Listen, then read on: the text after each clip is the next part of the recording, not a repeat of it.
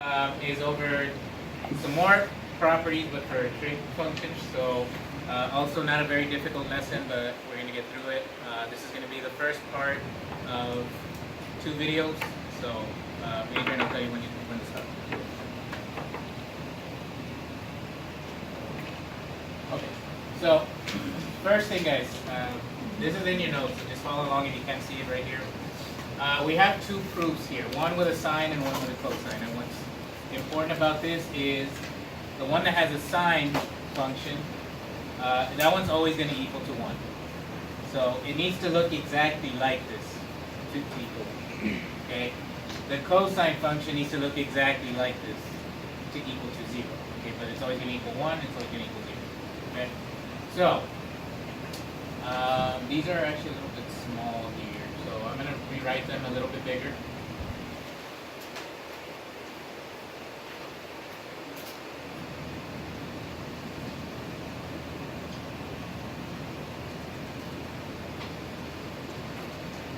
Okay, so first I'm working with the sine equations, and this is what this says.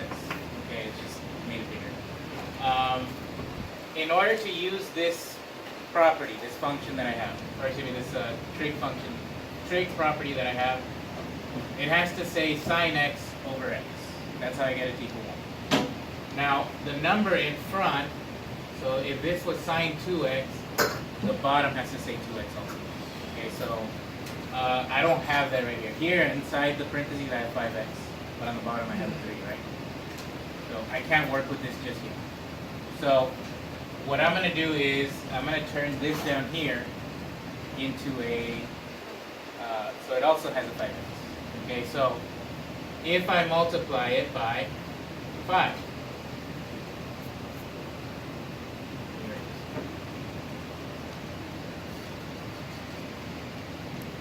on the top and on the bottom. Can you push this right here so this goes away? No, just push it right here. Okay, so if I multiply by 5 on the top and on the bottom,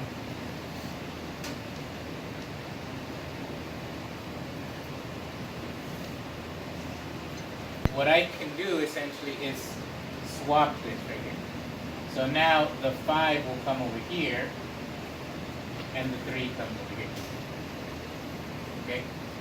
So, I'm going to, you see how there's no number in front of the sine x over here? So I still need to move this 5 out. So this right here is the only thing that I can turn into a 1. Okay? So, what I'm left with is 5 multiplied by 5 divided by 3. And all of this is going to equal 1. So now all of this is just multiplied by 1. So now we just simplify. 5 times 5 is 25. And on the bottom I have 3, so it's 25 over 2. Just leave it in the fraction. Okay. So questions there? Okay. So this one's a little bit bigger, so you can see this one here. Again, if I look what's inside the parentheses, it says 11x here, right? I don't see 11x on the bottom. Okay, so what you're going to do is multiply by 11 on the top and also on the bottom. Okay?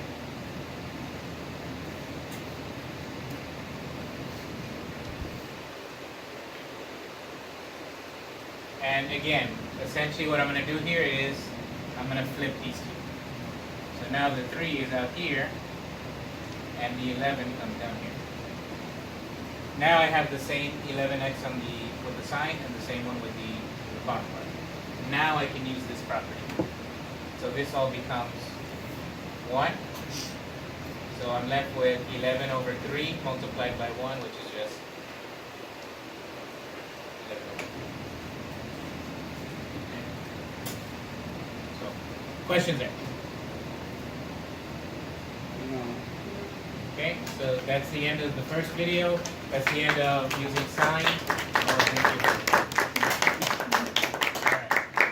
So next video we'll talk about the cosine one.